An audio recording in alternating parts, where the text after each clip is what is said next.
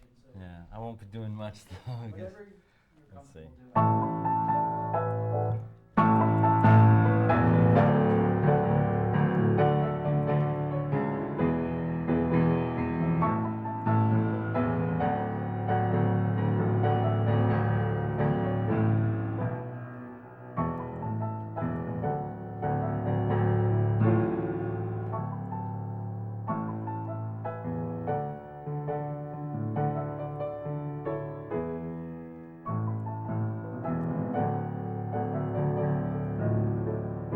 Just so you know, when these are used, they're usually almost inevitably. Ali, am I right? They're basically used for like 10 seconds into. Yeah. Then they are usually brought into the real track. Not like, so it's not like we Okay. never show It any wouldn't be bad. like a minute of you. No, I know. I'm just. playing. These are literally some things I haven't played for 25 years. Who was the keyboard player? What? Who was the keyboard player who went on the road after when you left? Do you know? Paul Jacobs. Oh, because there's always pictures that have come through the archives where they would say you're credited as being in the picture. Oh. They never got his name. He was the guy I replaced during the National Lampoon show. He did the one in New York. So you can't play it on this piano. That's why that was the case of the piano in the other one, the classic album thing either.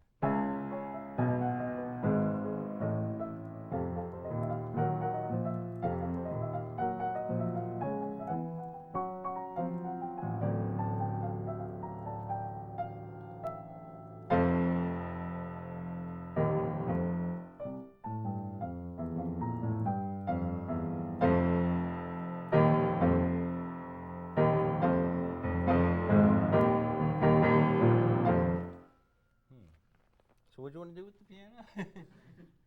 I'm really just going to ask, this is the way we'll do it. I'm just going to run through the song, so we'll do this nice and quick. I'm going to say, what do you remember as being the spark for that one? And if it's anything you want to talk about or you quickly or show, that would be all we need. Okay. And we'll just mention Phil Rizzuto and All go right. ahead and mention. Just familiarize with.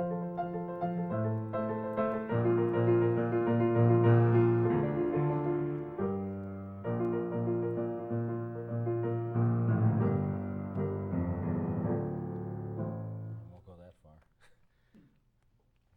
Yeah, like trace memories.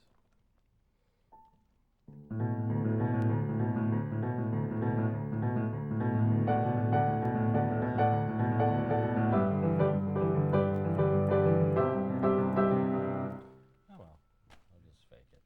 That's what I always do. Well, it's really interesting because I'm, as a non-musician, like we did this thing with Randy Newman, and as a non-musician, I would ask him, like, can you show me that middle part of something? He goes, I could never show you a middle part of anything. I could do the whole thing and get to the middle because I have no idea how to start at the middle. Well, I understand And I that. just, as a non-musician, I just assumed it would be right there. Well, it's all, the thing is, I just don't play, I never played piano on my records, and I only consider myself a really good pianist when I'm playing solo, and that's why I never did the records. I think I play too much. I play all the parts. That's how I arrange them. I take what I'm playing on the piano and divide them up, and I play so much, but then if I'm playing with them, it's redundant. I just am used to playing the drum. I do the drums with my feet. I do like every part, so when the piano part says too cluttered, and Roy is a genius pianist, so it cleans it up. I play a few little things. I play that riff in Battle to Hell. That's me playing the riff. But it's so hard, and you need a fast keyboard. Are we ready? Yeah. We're ready. What do you remember as a spark musically for Bat Out of Hell? Musically or lyrically? Either one? Well, it started lyrically. It started with the title and the choruses and the overall idea and the impulse to write the ultimate car/motorcycle crash song. So that was the lyric inspiration. Musically, I can't even remember specific. I know that it started, I just remembered one thing. I was with Meatloaf when he was doing Rocky Horror Show in LA, writing. I was out there, and one of the songs I was doing with him was a new version of Jailhouse Rock, and that's where the intro came from. I just actually remember that this was you can actually tell it's Jailhouse Rock if I just do it. It's a variation, but when the two party in the county jail, everyone's dancing, they began to win. You know what I mean? It's that same you know, that Jailhouse Rock has.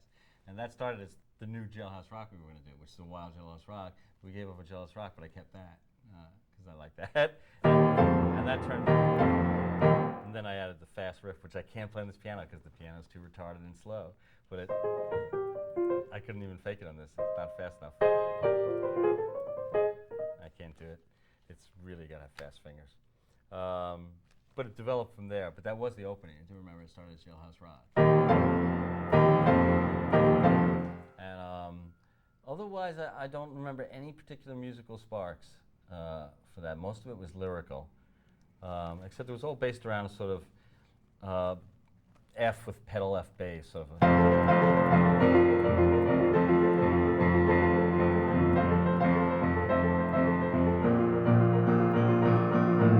All that kind of thing. That sort of pulsing rhythm over Fs. But no, I can't. That song developed so wildly by the end. I don't even know how I wrote some of that. I listened to it and I said, how did I come up with that? But most of that was sparked by the story and by the lyrics. What do you remember from the intro? You took the words right out of my mouth. Did you? Well, that I remember really well because that was my tribute to Phil Spector. And it's funny because it doesn't really sound like a Spector's thing, but I was thinking very basics. So one of the most basic things for rock and roll, which to me was more The Who, was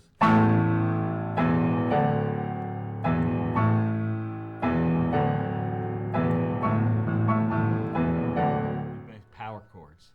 And that's in The Who from my generation and Won't Get Fooled Again. I just love, not necessarily those particular ones, but that's the basic idea, power chords. And somehow that became, with an added melody in the right hand, sort of Spectorish when you added a.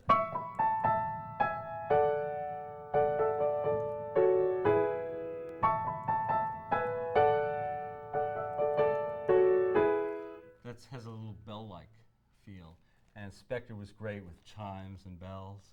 And I loved all that. Lots of percussion and bells and chimes. So I think I just put them together for the intro.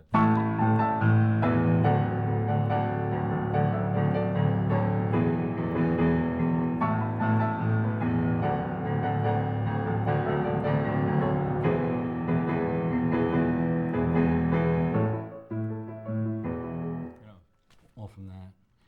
And do you remember coming up with the verbal intro to the song? Oh, The Hot Summer Night? I have no idea. I know it was written, I was writing it for my grand epic, which I'll get to someday, which is this rock and roll Peter Pan, Neverland. And that was the wedding vows of Wendy and Peter. They get married in it. And the Lost Boys are all the sort of the altar boys at the ceremony. And I do remember writing it for that. On a hot summer night, would you offer your throat to the wolf with the red rose? It seemed like a great wedding vow to me. That was my idea of a cool wedding vow. And so that's what the spoken thing was. And it wasn't necessarily made for this song. It just was.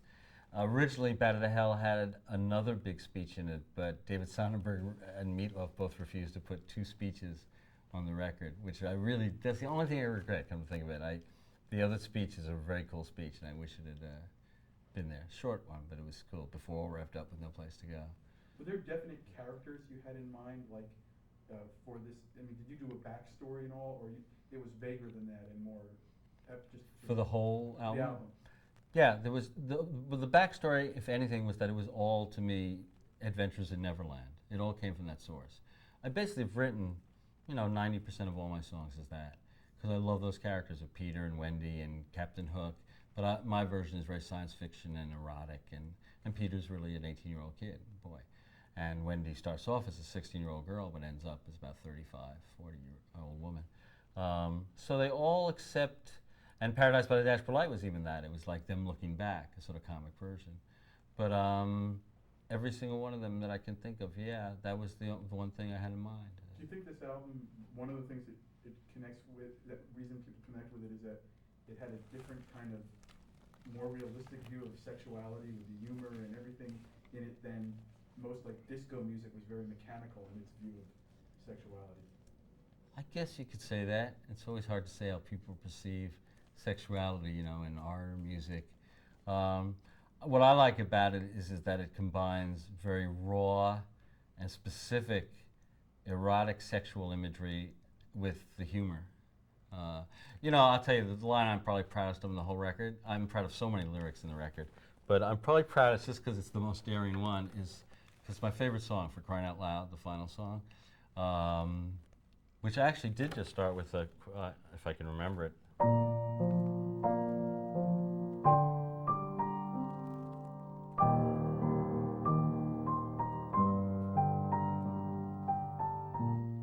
Just that much, just like a progression, which actually became one of my favorite progressions. That started with that motif, and then the lyrics came. But the line in that, I don't have the lyrics in front of me, but you have the lyrics. I can read it if you want. I can be specific. It would be better if he looks at the lyrics and then we can, or is it okay to read them? I can refresh my memory. Yeah, refresh. I pretty much remember. I want to be sure, though. And it'd be great if you're going to tell a story, if we could get your body turned a little bit. If Okay. you could swing one leg around and kind of talk to David chest to chest. Yeah, it's a lot. It's And better then more turn her back front around on to than play profile, piano. yeah. I need to take my glass off. I certainly don't print this too big.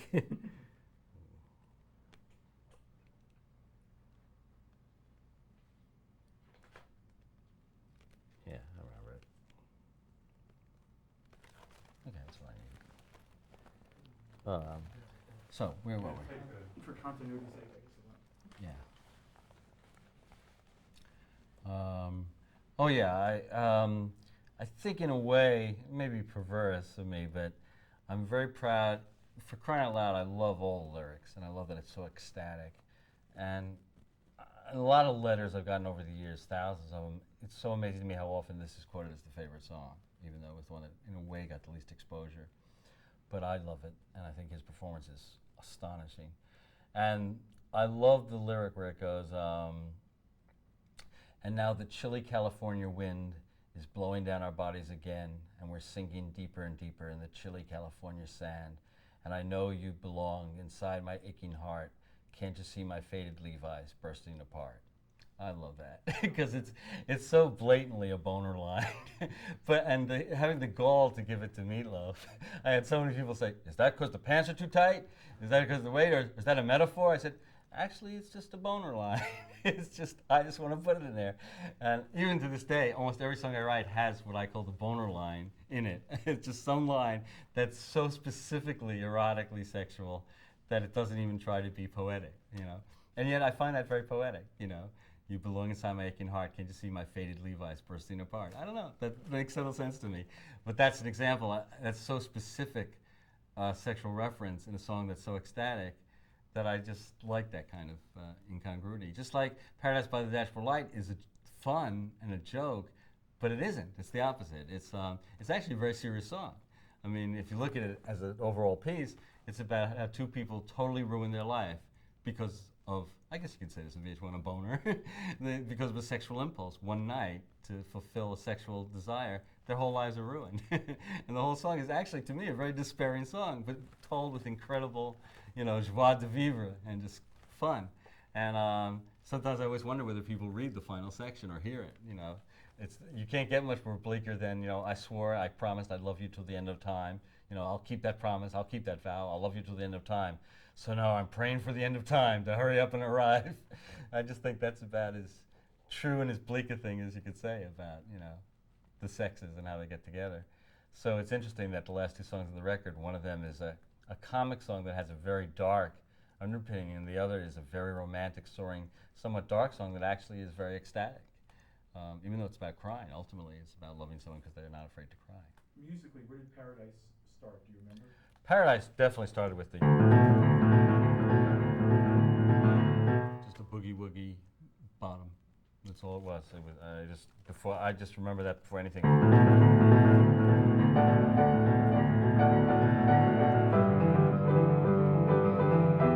cetera, et cetera. Just all Just felt like it had to be that rhythm at first. I mean, it goes to a lot of other places from that, but I love that. I love it. And it felt like the world. Could you as a singer have sold Paradise? I don't know if there's a demo with you singing it, but there's certain songs, like the ballads and the sweet songs that your voice, you have a great singer-songwriter kind of voice. Yeah, but I don't like singer-songwriter voices, so I was thrilled when Meatloaf came around. I actually sang much, when I was in school I sang really well, and then I had this real accident and had my nose all screwed up, and I couldn't sing after that. It was really difficult, and I lost like an octave of range, and that's why he was like this gift from the gods, because he could sing it all. And I'd much rather hear him sing it than me any day. I mean, he's a great voice. For the record, the name of your high school band was? Oh, no, college. He was in college. The original band was the Clitoris that thought it was a puppy. Well, it was my second name.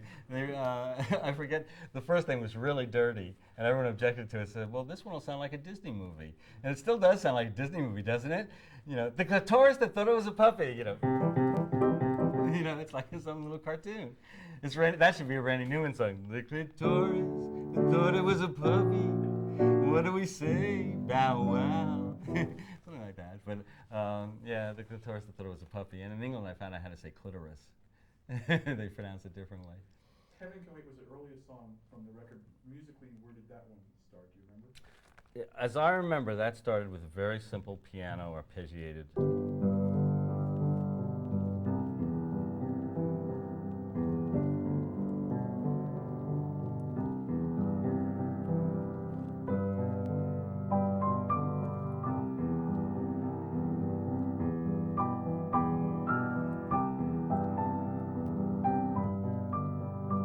It's almost like a lullaby. It was really one of the simplest ones. I remember thinking it should sound like a music box.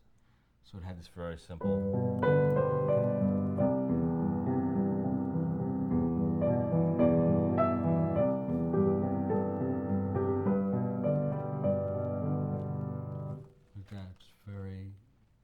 It's nothing but piano and voice on the record.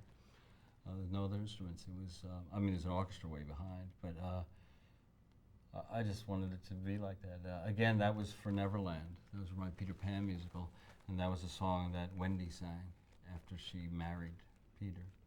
It's pretty intimidating for other singers to cover something that Meatloaf did, like on that, because he sort of owned, territorialized them. Are you happy with the amount of covers people have done?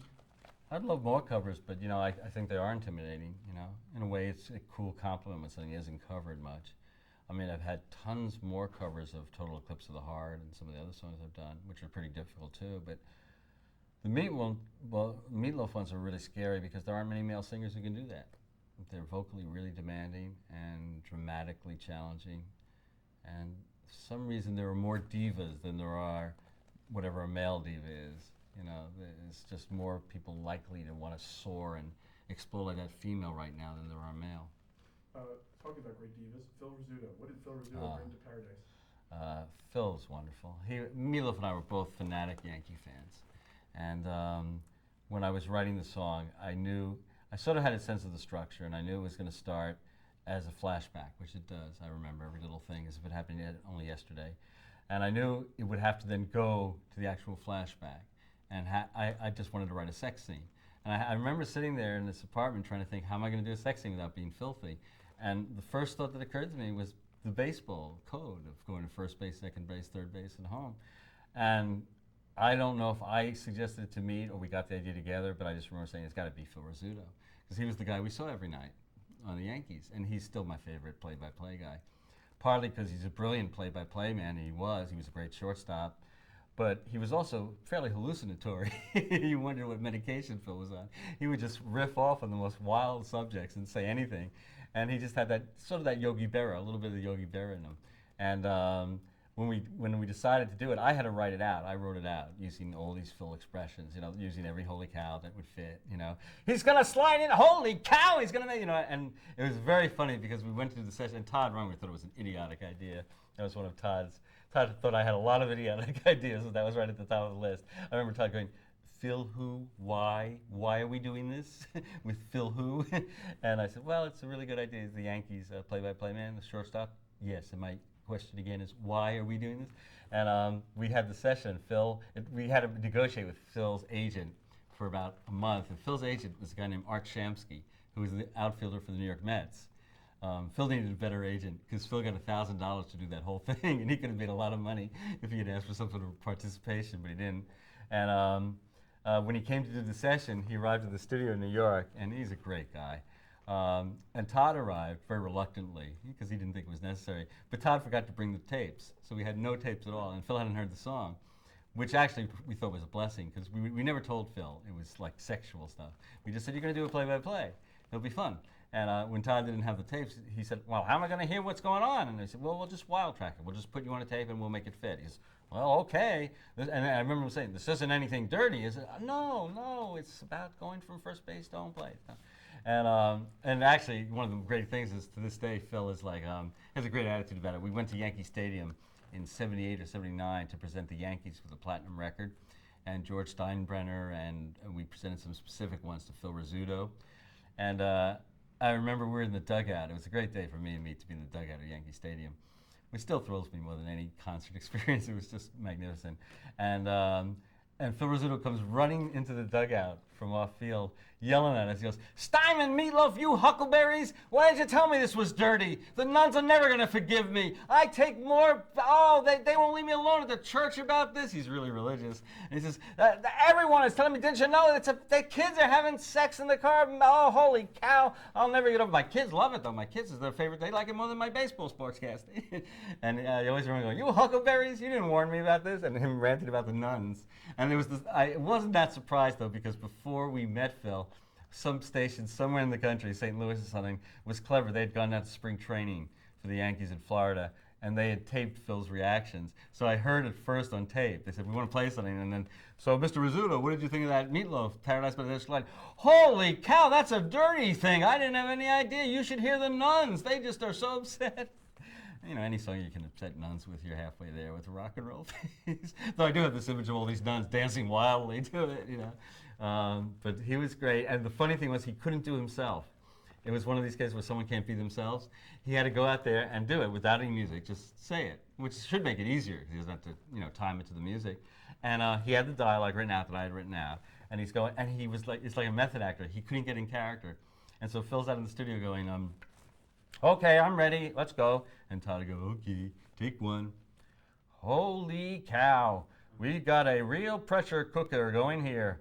And I go, okay, Phil, hold on 1 second. What's wrong? I'm reading what you wrote. No, it's not, it doesn't feel right. Well, what's wrong? It's not excited enough. You get too laid back. Oh, well, how excited should I be? I said, well, very excited. But what game is this? Who are we playing? He was like Robert De Niro all of a sudden. I said, who are you playing? He says, yeah, I mean, what time of the year is it? And who are we playing? And I said, okay, you're playing at the end of the year. It's going to the playoffs. This is going to decide the playoffs. Oh, it's like a playoff decider. All right. Okay, let me try it again. And he tries again. He goes, okay, we got a real pressure cooker going here. 2 down, nobody on, bottom of the... And it drifts off again. It's Phil. He started good. He says, well, you didn't tell me the team. You got to tell me the team. I said, oh, it's the Red Sox. I'm sorry. I meant well, it's the Red Sox. And this went on like about 9 takes till we had it down to the specific pitcher, the catcher, who was on base, who was trying to get on base, the manager, everything was like specific. And when he finally got that, like the 9th time, he says, okay, and he wrote everything down. He says, the Red Sox, and such and such pitcher, and he said, okay. Holy cow, we got a real pressure cooker. And it was perfect. It was great. It was Phil Rizzuto as Al Pacino.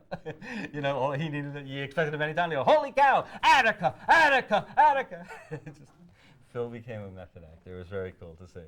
Did Todd think your idea for the motorcycle was a bad idea? Probably, you know, I don't know. You know, it's always, Todd's such a brilliantly deadpan that he doesn't give away a lot. I'm just assuming because he thought probably 90% of my ideas were bad ideas.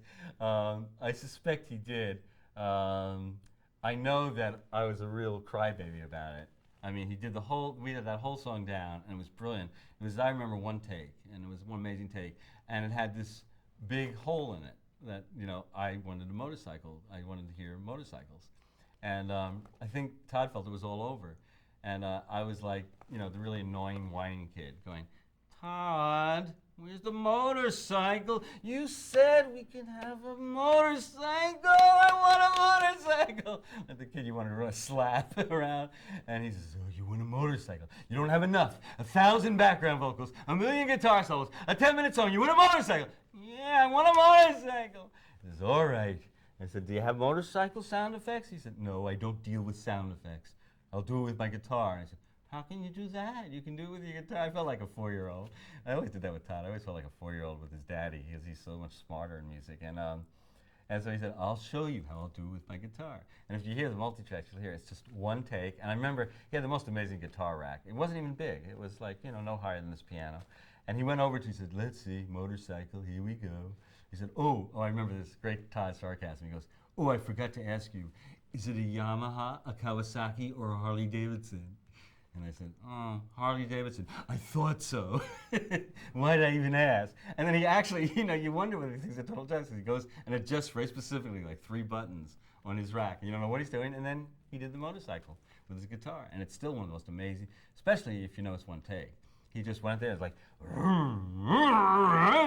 you hear it rev up. You hear the motor. You hear fire coming out of it. You hear it do a wheelie. That's my favorite thing. At one point, it does a wheelie. You hear it go, and you could just see it rise up and do a wheelie. I mean, it was amazing. I thought he was going to stop for gas. And, it's like, with Todd, anything's possible. But I know that if he didn't think it was a bad idea, he certainly did when he heard me whining, because I was definitely whining. I want my motorcycles. All revved up and no place to go. Where did that start?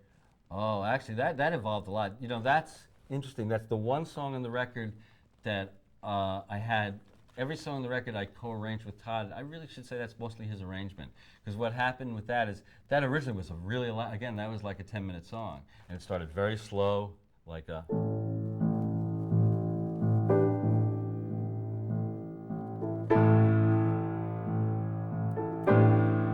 It was very tense and started very low-key like that, very sinister. It had a big, sort of frantic dance in the middle. It was actually the whole suggestion of a life of a kid who's all revved up with no place to go. And I don't know if it's simply our aesthetic differences, which is a big part of it, or the fact I do remember that's the one time I got really sick. I had this terrible virus, flu or something. I was really healthy through the whole making of the record, but we were up in Woodstock. And I got really sick, and I was actually in bed. I remember I couldn't do anything. And I remember Meatloaf coming up saying, Jimmy, Jimmy! And he's like pulling me out of the bed. He's like, get out of the bed. Todd's ruining the song. He's going to ruin it. Come, Jimmy, come on. Because Meatloaf did all this other stuff, and it was so, it was like the others. It was a big, elaborate epic. And Todd, probably smartly, said, do they all have to be big, elaborate epics? Can't we have one that's just a song, a 4-minute rock and roll song? And I probably said, no, I want an epic, I want an epic. And I remember me trying to pull me out of the bed. I said, I can't, man, I can't. He said, but it's going to ruin it. And it was pretty much Todd's arrangement. It's brilliant. I mean, it's a great arrangement. And he was probably right. It should have been, nothing was changed musically, but he just really streamlined it. And then it was cool because we got Edgar Winter to come in and play saxophone on it. And that was funny. That was at Todd's studio, and this strange albino saxophonist arrives and hits notes that don't even exist, and it was cool. But that was one take too, and that was though he did keep. I always did have it ending that way. It was I called it my Led Zeppelin tribute, where it's so fast in the ending, and Todd did that great. Finally, one of my absolute favorites, 2 out of 3 Ain't Bad. Where did that one begin? That began as a lyric. If you could say the name of the song. 2 out of 3 Ain't Bad began with the lyrical idea. It began with a really good friend of mine who's now married to my best friend from school, a woman named Mimi Kennedy. When I was complaining that no one wanted to sign us and no one seemed to like the music, saying, well, it's so complicated, why don't you write something simple? And the oldie station was on in the other room or something, and they were playing Elvis, I Want You, I Need You, I Love You, which is a very simple song. And she said, why don't you write something like that? I said, well, I'll try. And I went home, and the best I could do was, I want you, I need you, but there ain't no way I'm ever going to love you. Don't be sad. 2 out of 3 ain't bad. I still had to twist it around a bit. But it was definitely a conscious, the album was basically finished, and they were complaining there were no singles, which there probably wasn't. Everything was like 7 minutes long, and they wanted a pop single, or a ballad, and so I went in to write that with that specific thought in mind. And that's where it began, as a lyric. And then musically, I always feel that the inspiration of that was kind of country, because I loved country music, more old country music, like from the 50s. that I grew up as a kid hearing, Hank Williams and Patsy Cline, not the kind of stuff today, not like Garth Brooks and that, which is really pop. It was that country music that makes you want to take a shower because the dust is all over you, you know. And I always loved country music lyrics because they had a love of words. And because country music was so damn dark. It was so desolate. And I love dark music, and I always thought that got overlooked, how dark. I mean, I don't think you can get through Hank Williams' I'm So Lonesome I Could Cry without needing, you know, Prozac or something. It's just, that's as despairing a song as there is. And it always sounds to me like a lonely coyote just howling in, you know, a dusty moonlit night. And the melody was country when I was first doing it. It was like, I don't know how the range will be, but I want you, I need you, but there ain't no way I'm ever gonna love you. Now don't be sad, 'cause 2 out of 3 ain't bad. Now don't be sad, 'cause 2 out of 3 ain't bad. It was that kind of like Johnny Cash thing, because it was way low. Well, I'm lower now, but it was, I want you, I need you, but there ain't no way I'm ever gonna love you. It was definitely the feel in my head. And then it just turned poppier. We made it pop, more pop and rock and roll. But in my head, when writing it, it was Johnny Cash on a lonely road with roadkill surrounding him, singing backup. I always say end with roadkill. We're gonna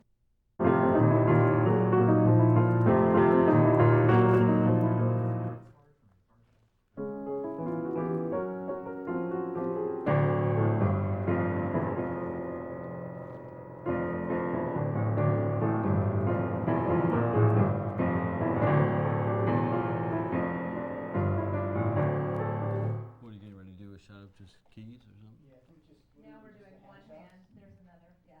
Yeah, you want both hands. Or just get your I'm right. just rehearsing.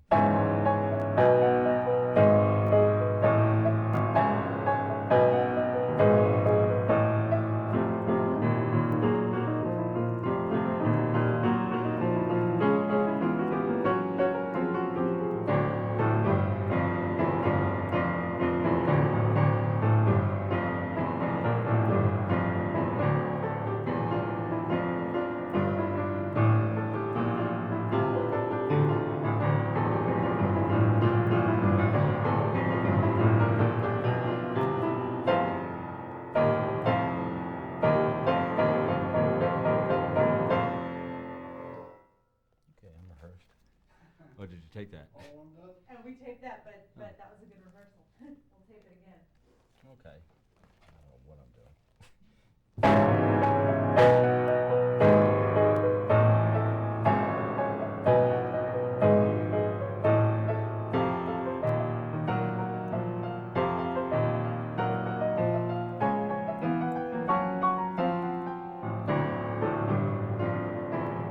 Man, I hate playing this piano. I'm gonna do it again. You can edit what you want. Okay. I can't get the notes to play. It's just bad piano.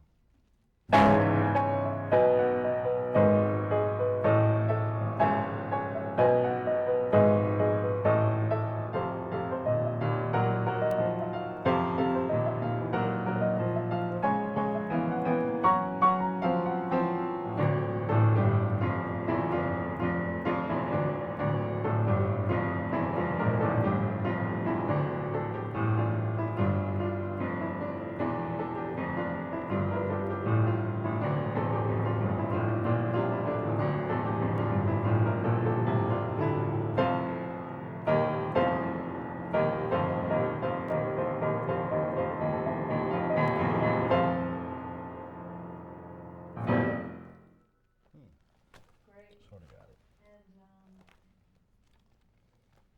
are you gonna need the lightest beat, because you gotta put on color? Well, In the kitchen, please?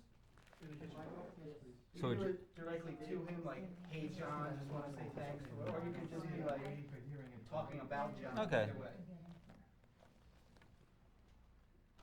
And you could be be irreverent and funny, or you could be serious, or you could do a little bit of both, because we're doing, we had a whole bunch of stuff. Okay. He's just gonna talk to the camera. Oh, a little water. Was that piano all right for you? That thing? Do you I want think it's great. prompts? Do you want somebody to ask you questions about John? Mm-mm.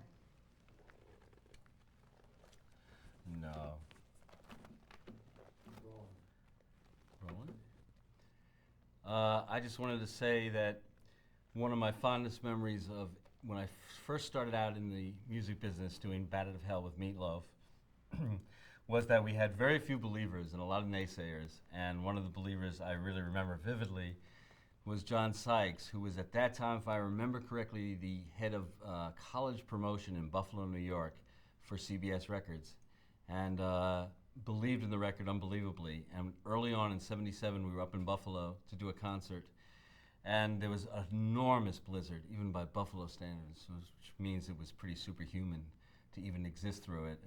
Something like 400 feet of snow, the usual. And we were on the top rock and roll station in Buffalo, and we were pushing the show, and all of a sudden they had to stop because the mayor of Buffalo went on every radio station in Buffalo to announce, basically with this great sense of seriousness, says, please stay home, please do not leave your homes for the next 48 hours. This is one of our biggest storms this century. We'll take care of it, but don't leave your homes. That was the key to his message. And then it came back to us, and I remember immediately Meatloaf going, everybody, come out to the show tonight. Come out, it's gonna be a great show. Don't listen to him, come out to the show. And Sykes was right there, and John says, that's right, do that. We'll make sure it's full. It'll be full, it'll be full. And I remember, and that was just a tiny example. And I think any guy who can be this passionate and this reckless at the same time has got to be a great believer in artistic vision and a great executive for anything involved with the arts. And he went right from Buffalo. We raved about him afterward.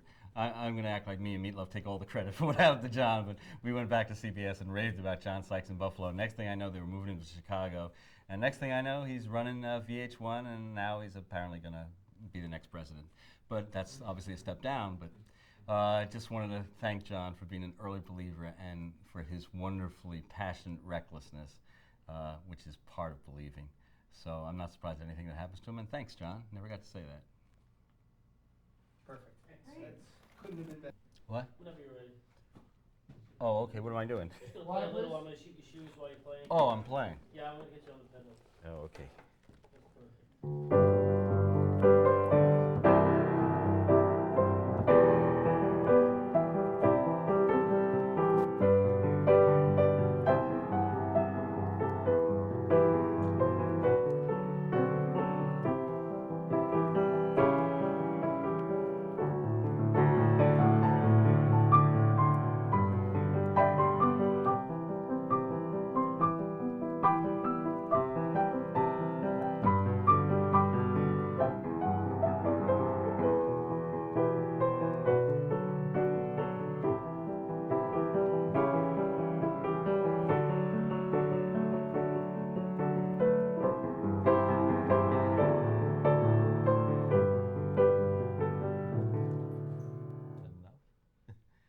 Do you have enough? 8 seconds more. Oh, I'm sorry. 8 seconds more. Okay.